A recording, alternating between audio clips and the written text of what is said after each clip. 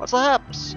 I'm John, aka Meroka, and welcome to Spiel, we're in episode 35, which means this series has gone far too long. We're in episode Tier 3 Onyx Knight, which is not the same level we always play. I've actually picked something that's a little bit more varied out this time, so it should be something different.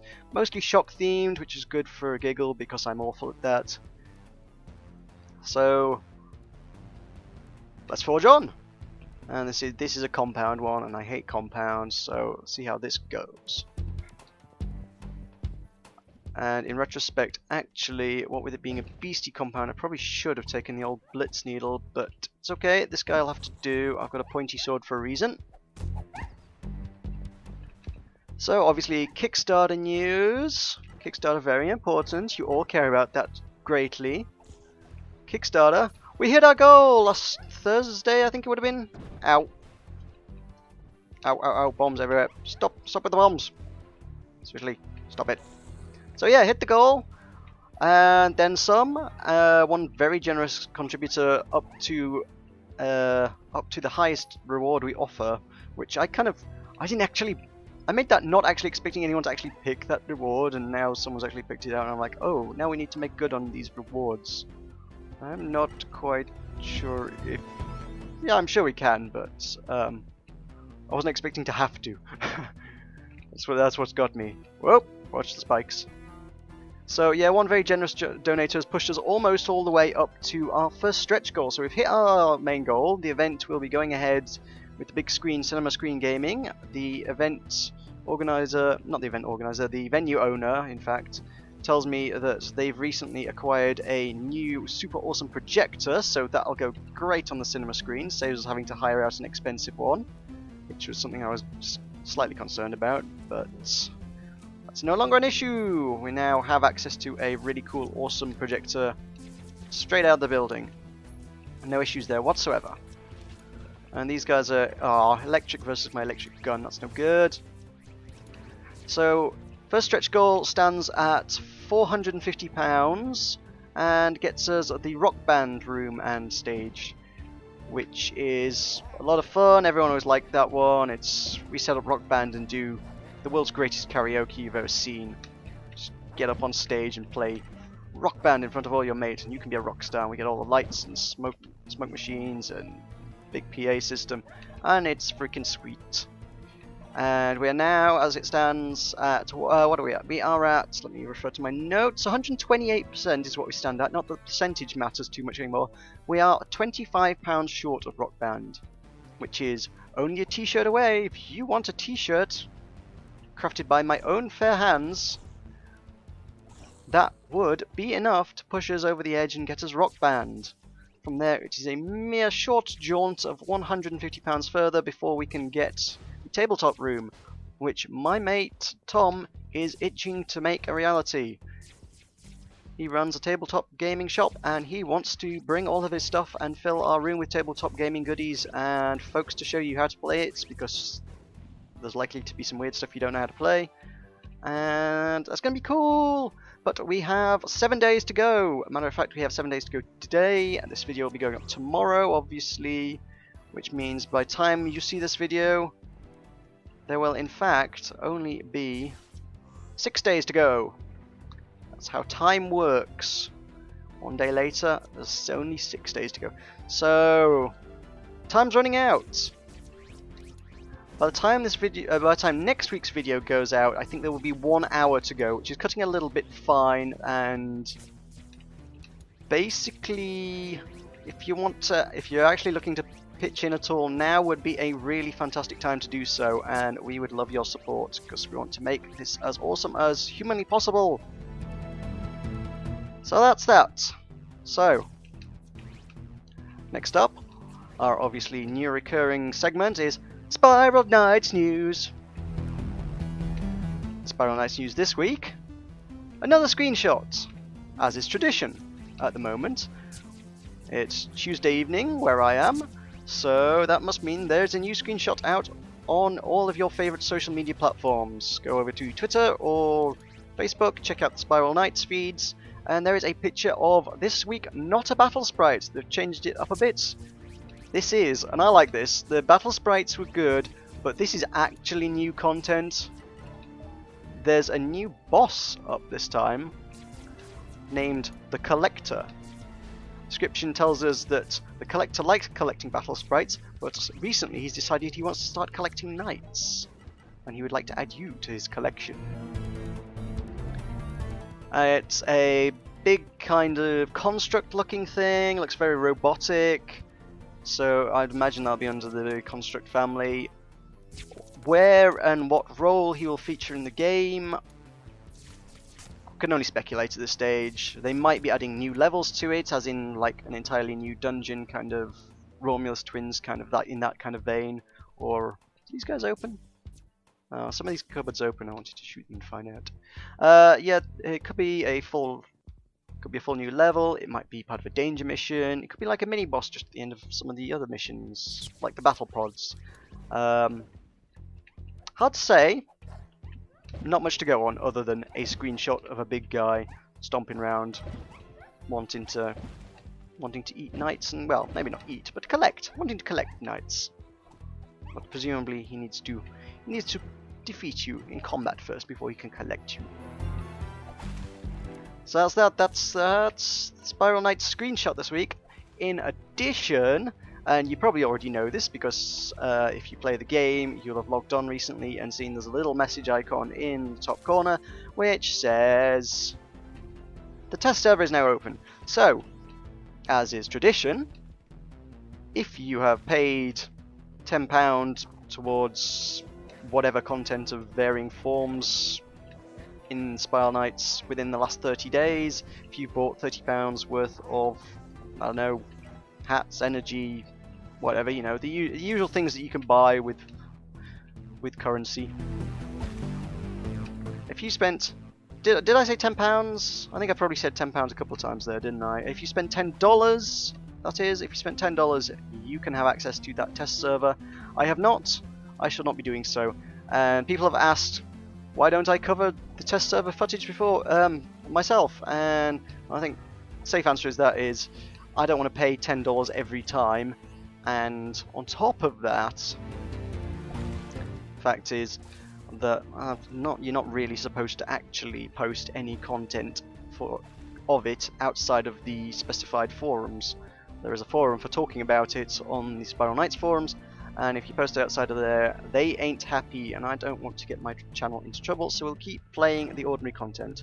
After all, the test content usually goes up not actually all that long before the content itself goes live, so we've been told second half of July, so that could be 2 weeks to go, but I, honest to God, at this stage, wouldn't really be surprised if we saw Battle Sprites next week. So keep your eyes peeled for that. There's no guarantee that it's going to be next week, but that's okay. I wouldn't be surprised to see it. Seems pretty likely. So, ooh, there's a pill. I could really use those. What with these guys swarming me? Because these guys are a nuisance. So, that brings us on to the main feature, the main question. This week's question is by our usual question meister, Nomza. This question actually only popped up in my YouTube inbox like earlier today, and I was like, okay, that's a really good question. That's a question that's like really relevant to me, so I will answer it. So, it's going to be awkward because it's a long ready kind of question and there's no way for me to stop and read, and oh my god, that is a lot of critters and I need to heal. I might just try and skip this bit if I can. Wonder if I can. Is the door open yet? Am I allowed out? Okay, I'm just going to have to run across that. Which way's the way out? Is it this way? Yes! Freedom! That's just too many things for my liking. That's a ridiculous number of things. Well, I can get this guy. This guy sucks. Right, I'm not going in there. That's craziness. So that gives me an opportunity to read the question. So Nemsa says, what is your opinion on cyborgs? As in using technology to improve the human body, such as robotic limbs or nanobots in our blood. Should we tamper with our natural design? And what consequences would there be if we do? So, In the live stream last week, the one that I did, Ugly Baby, if anybody caught that, and the footage was awful, so I wouldn't blame you if you didn't. I very, very briefly did mention at some point about transhumanism and that I happen to be in favour of such things. Let's check the level and check that we're equipped for the job. It's a creeping colony, which is... that's slimes, isn't it? Which means I probably don't want the Barbarous Thorn Blade. We want a nice Shadow Blade for mopping up those guys. Literally, because they are slime. And my spiky resist gear will do the job just fine. So, yeah, there we go, there's some slimes. Ah, yeah, I remember. I don't know how to deal with slimes, that's right. Because they just sort of glorp towards you until you die. Maybe I should just do this. So, transhumanism and cyborgs was technically the question, but I've sort of interpreted it as transhumanism in general, because they're very, very closely related things. So I think we as a species do have our duty to advance ourselves in whatever way is possible, and technology is a pretty good way of doing that. The human body itself is, generally speaking, pretty poor at best. It's got a lot of flaws, a lot of things break and go wrong, and it's up to modern medicine to try and solve all that. All the things we can fall ill to and die to, a lot of those are things that, you know, sort of speak, I would say, against intelligent design. I mean, if there was an intelligent designer, why do we have an appendix? Its only purpose in life is just to fall apart and kill you. I know I'm stealing that as a comedy bit from Dara Brain, I'm not that witty. No, as there's lots of things like that. There's loads of bits of the human body that only sit around until they fail and cause you considerable agony or you die. And why are they there? They serve no purpose, and if there's any kind of intelligent design or not, it's just flaws of evolution. We're a hodgepodge of random things that came together to make something that kind of functions. And our only notable advantages in this world, and they are fairly notable, I will grant you, are our opposable thumbs and our intellect. We're a lot smarter than everything else, with the possible exception of mice and dolphins, depending on who you believe. And we have a lot more manual dexterity than most things. I think there are some monkeys that might have opposable thumbs. Chimps? Is it chimps? So they get points in that score, but still, they're not as smart. So on the whole, we win out. So we can manufacture and use tools, and we have the intelligence to do so. So we got the advantage in there, and that's how we come to have technology. And we should use these to our advantage. We should make ourselves better. I don't see why technological evolution should be any more inferior to natural evolution. So wherever we can do so, we should probably do so. So the first part, the robotic limbs. Well, should we use robotic limbs? We already do. Robotic limbs already exist. Maybe not in the kind of crazy Star Wars, you know, almost like clockwork steampunk sense, you know, when they're tinkering with Luke Skywalker's wrist and is going tick, tick, tick, tick, tick. No, no, we don't have that. Maybe one day, who knows? But right now we've got limbs that do function pretty well, and to hear some people tell it, perhaps even more effectively than natural ones, when you sort of read about people whining about Oscar Pistorius and stuff. Some people say, oh, they're even more efficient than natural human legs. Our technology has surpassed the human body. And I'm like, well, that's a good thing, isn't it? I mean, okay, maybe I wouldn't want to compete with the guy in the race, but surely it's a good thing for us as a species. Surely the fact that we can actually make limbs that are better than our own has got to be a good thing, right? So yeah, we already make limbs. They're always getting better.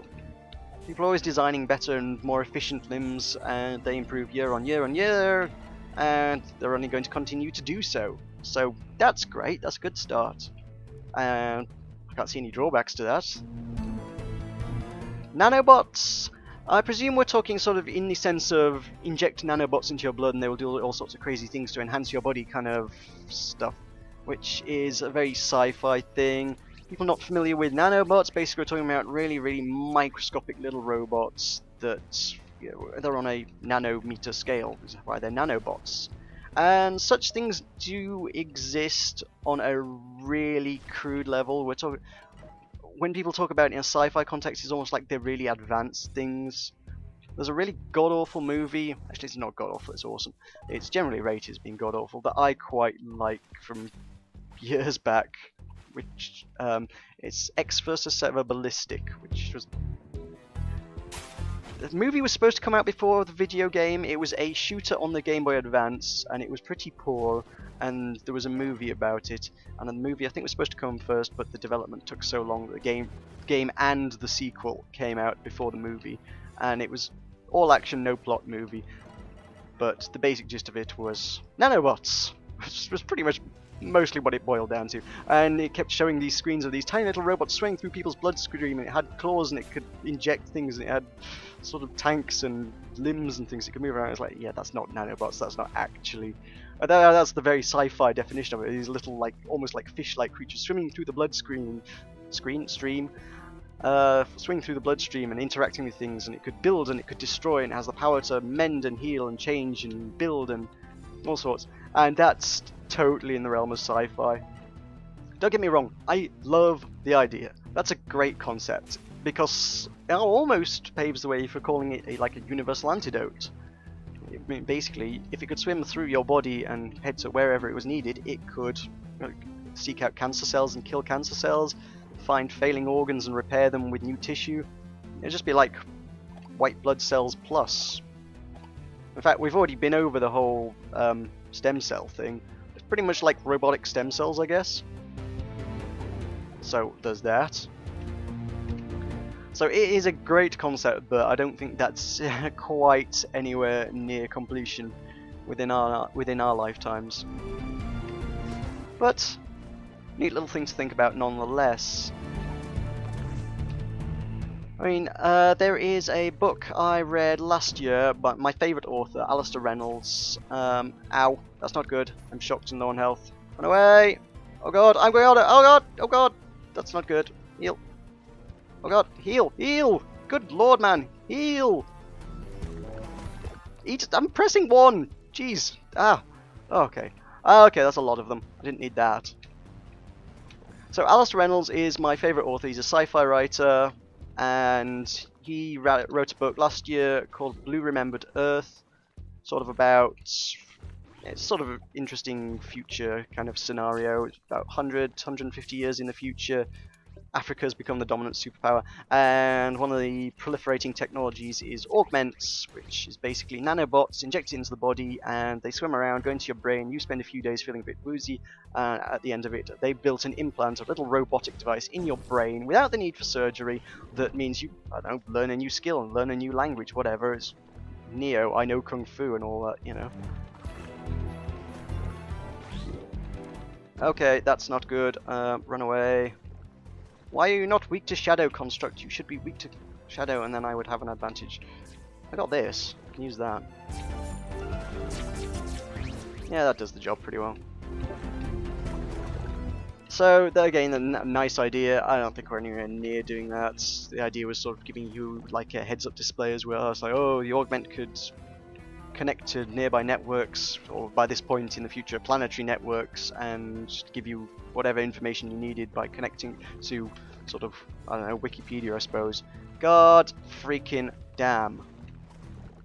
There are too many, these guys swarming. They're not good, they're really not. Go away. Let me destroy you all in one fell swoop. Good. Really need to drop the spawn rate on this. I mean, the spawn rate of one of them isn't bad, but all of them spawning all the time kind of very much lends itself to getting overrun pretty quickly. Right, so you want... No, change weapon. There we go. Oh, it's not... I hate these bits. These bits are nasty. Right, you're dead. There's a switch. There's a health. So as far as that kind of augmentation goes, sort of like I say, the heads-up display almost giving you information about the world, well, that's actually more in the realms of possibility, not using a nanobot sense, but there's a little device that everyone's kind of talking about at the minute, you might have heard of it, called Google Glass, and that's kind of the same kind of deal. I mean, I've obviously not used one, they're very hard to come by, you have to be pretty much invited by Google and then pay, is it $1,500 I think is the price they're asking for it? So you have to get invited to use it by Google and then pay them $1,500 for the privilege, which is craziness. But yeah, at this point obviously they're just kind of testing it, trying to get the hang of the technology. How? Right, I'm going to pop a pill, because I never pop pills, and I should. There we go. Ow! Jesus! How many hits? That guy! Seriously! Right, okay, now you're free. I think what I don't like about these guys are the hitboxes, because you can sort of do an... Oh, what the heck was that? You can do an attack and then end up getting hit by them anyway. They're not good. Not good, guys. So, Google Glass. I mean, like I say, I've not used them, so I'm not... Oh, God. I'm not especially familiar with what they can and can't do, because I haven't used it, but I keep envisioning scenarios of what they could potentially do and thinking up stuff. I'm like, I don't know if these are things, but I would like them to be things. Someone was actually sort of arguing the other day, what possible use could it possibly serve? And well, my answer, sort of, first thing popped in mind was, well, you know, if you went past like a restaurant and you wanted to know what the menu was, they could have something on their Wi-Fi network in the building that broadcast to Google Glass as you're going past. They could just bring up the daily menu. And you know what? I haven't got any Vitapods, that's why I'm sucking at this. I haven't picked up any Vitapods this time around. I haven't seen any, quite frankly. But you're down. So, yeah, that's just one of many potential uses. I suppose it's got a camera built into the front of it, and it's projecting things into your eyes, so that surely gives you potential for, like, oh, zoom, or night vision, or Google Glass, enhanced vision, zoom and enhance. Or change to infrared now, and your infrared camera will kick in.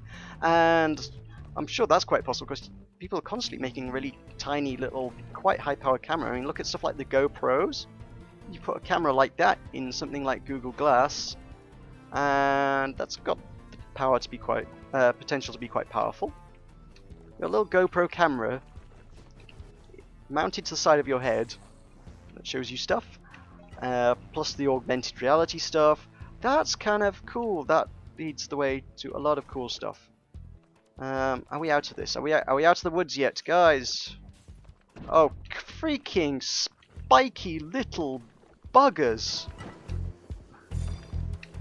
You just can't avoid them. There's no way. They just walk towards you and you take damage. I think that's what I underestimate about these guys most, is the contact damage. Every other enemy in the game you can walk into and they won't kill you by touching them. These guys are spiky on contact. That's what I underestimate most about the spiky little slime. See, there we go. That would have caused me damage if I'd hit that, and I'm going through here. Screw you guys. I'm going home. Ugh. Downwards, onwards. Please, not another compound. I hate compounds. I give up on compounds.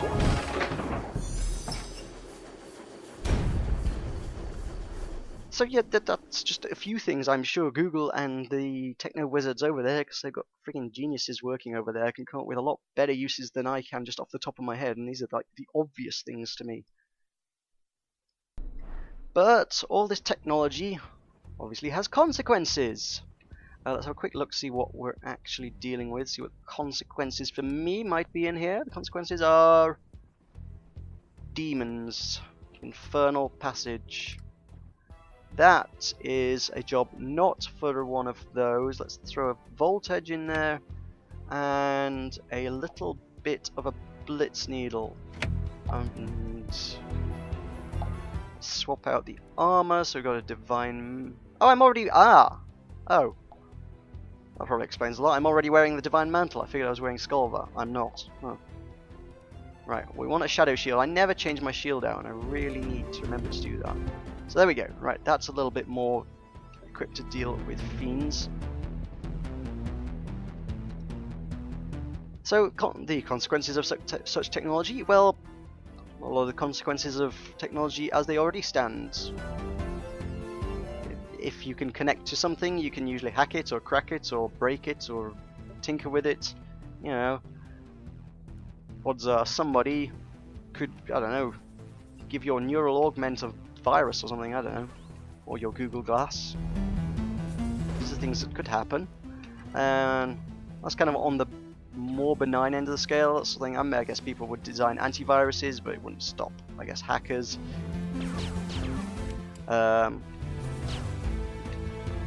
It's maybe not as much of a concern on the personal level, but security is obviously a big company thing. If you're the CEO of a big company, people are going to want to know what's in your personal brain computer or head computer or whatever, and that's obviously a high value target to try and steal the information out of. So that's the same as any other computer. Same as, wouldn't you like to know what's on the CEO of, I don't know, Apple, Microsoft, pick a big company? Their CEO will walk around with a laptop in their briefcase. Wouldn't you like to know what's on that briefcase? There'd be a lot of good juicy information that you could use inside there, but they wouldn't want anyone to know. And the same would go for a Google Glass if they were wearing that. If they had a little hard drive full of personal insider information on straps to the side of their head, well, they're not going to want people to know that, and people are going to want to know that, and somebody somewhere is going to try and get at it. Maybe for muggins walking down the street that's not a big concern, but these are concerns for some people out there nonetheless, and concerns that need to be assuaged. I think for me, one thing that would probably irk me most is actually the potential for advertising. I mean, I try and avoid advertising wherever possible. I certainly run ad block on sites that don't tend to run benign stuff. I'm quite happy to whitelist stuff. If a website proves itself to have unobtrusive adverts, I'm okay with that kind of thing. Penny Arcade is a great example of that. Those guys... right. Oh yes, no, Polaris, duh. Those guys vet their adverts very carefully, and I wish more websites would do that. Maybe more websites don't have the freedom to do that or something, I don't know why, but Penny Arcade will look at every advert they get submitted to them before they run it on the website, and make sure that that website is something that they're happy with putting before their audience, that they think would be of interest to their audience, and doesn't play noise, isn't flashing horrible lights. I have a feeling I found out about Spiral Knights through one of their adverts very early on, actually, to be quite honest. Spiral Knights was advertised on Penny Arcade at one point, which is cool in itself. Actually, no, that's maybe not true. I think I found out about Spiral Knights through... it would have been Ian, the artistic lead of Spiral Knights. He runs a webcomic, and I read that, and then, you know, like a week or so after finding out about it, the advert started running on Penny Arcade, and I was like, oh, I've heard of that game, that was on the webcomic, I should check it out. So that was that. So, where was I? Yes, advertising. I could see that being a problem, but then again, the same kind of people that get into black hattery and hacking and cracking and sort of thing also have the potential to be, whereas white hat hacking is essentially what it is the term for it. I know I haven't been picking any of these up. I've got a full inventory. That'll do me. So your white hats are the sort of people who make ad block, I guess, and find ways around adverts. So that sort of thing will be in place as well. There'll be people working to actually help the end user as well as people working against the end user. So maybe technology ultimately wouldn't change all that much in the grand scheme of good versus evil and all that jazz. Of course, I suppose the one big concern, the really obvious concern, is the technological singularity, and what will happen when that happens. Will we have Skynet? Will that take over the world? What about the robot uprising? Will the NS5s rebel and turn against us? Who knows? I mean, I like the idea of the technological singularity. It's a cool concept. what it might actually possibly entail, I don't know. If you're not familiar with the technological singularity, the idea is basically that at some stage we would develop a robot intelligence powerful enough to develop a more powerful robot intelligence. Basically, it would be smarter than us, and it would have the ability to develop other technologies better than we could. And from that point on, it's just they're going to spiral out of control in a spiral of robot evolution, and that could either end very well for us or very badly, depending on whether we implement the 3 laws correctly or not. But then, as iRobot so aptly demonstrated, that's also open to interpretation as well. So the robots might get their own idea and say, "Ah, we're actually helping you by killing a few people. We can save everyone." Matter of fact, I was going to say matter of fact. What's it called? Foundation dealt with that, but that's the same author in the same universe, isn't it? So of course he dealt with that. Yeah, Isaac Asimov wrote about robots extensively. Spoiler alert if you haven't read Foundation and would like to do so, skip ahead a little bit now, but the idea of that was the robot, one surviving robot who survived longer than any other robot, eventually did come to the conclusion that basically he couldn't save the entire human race. He had to interpret the laws slightly differently in order to stop himself from going insane. Basically, humans are naturally self-destructive creatures, and to try and stop them being self-destructive is futile. All they can do is try and guide humanity onto a better path, founding the 0th law, which is you should always protect humanity, not just humans themselves. Which means it's okay for one human to be, maybe sacrifice is the wrong word, but the life of one human weighed against the good of humanity is of little consequence. Whereas under the 1st law, and this is getting a bit in depth for a sci-fi discussion, but the consequences of the 1st law is you should try and save everybody no matter the circumstances, which drove robots insane, and then robots started breaking down because they're all going insane under the 1st law, and only one was good enough to survive, and that was our Daniel, who you may have heard of before. I hope you've heard of before. He's a fairly significant robot. Ow. I underestimated how many chomps that guy has. So that's Skynet and robots for you. This has been a very technological episode. I like it a lot. This is my kind of topic, which is why I picked it out. Thank you, Gnomza, for that one. That was a good topic for me. I still have all the questions anybody else might have submitted at any point. They're all still on a notepad, and I will at some point, maybe when I'm slow on topics, get around to picking them out. But then there's some topics that I'm just like, that's not really my forte, and I don't want to go out of my way to answer that because I don't know enough about it to really be qualified to talk about. Whereas when someone says, "Oh, what about robots and technological singularities and stuff?" I'm like, well, yes, I know a little bit about that one. That's a good topic for me. So, are we nearly at the end here? We are not. Oh god, and I'm running out of... I pretty much have run out of content at this stage, so I'm just going to ramble for a bit. Ramble. So, yeah, obviously, might as well start wrapping up in the hopes that this ends soon. If you do have comments, please do leave them in the comments, because they're much appreciated, and I'm nearly dead. If you got any topics or questions, just simple questions are good. Don't need to be long, rambling, in-depth questions that give me a whole episode. I could answer several short ones, that could work.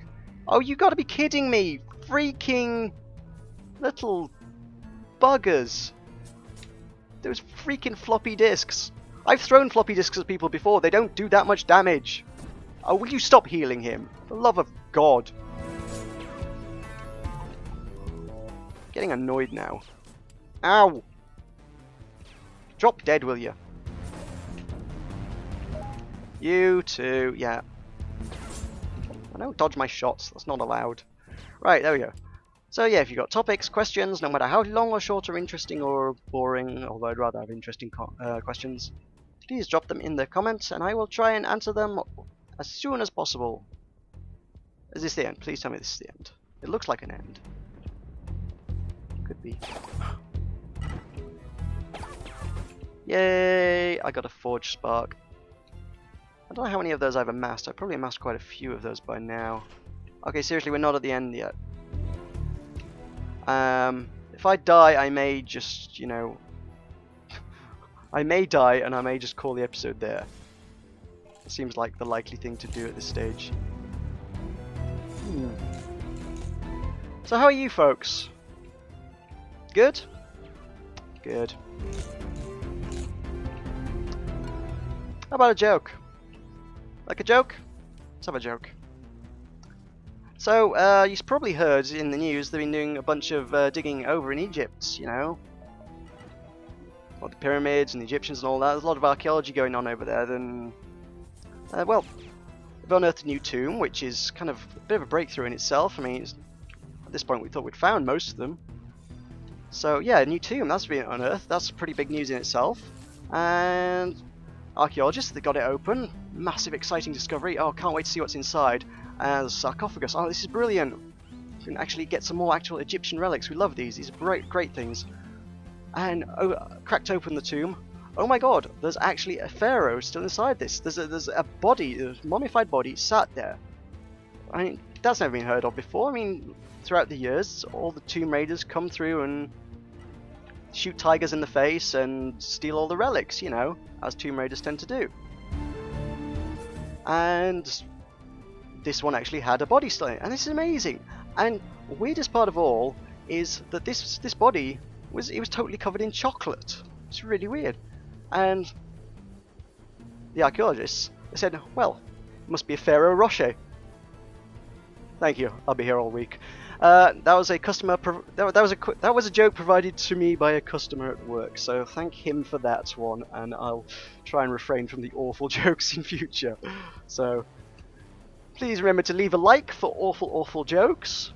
Please remember to subscribe if you're not already. I make content 5 days a week, and of course leave a comment down below if you have any questions or topics to talk about. Thank you very much for watching. I've been Meroka, and when this charges up, I'll see you next time.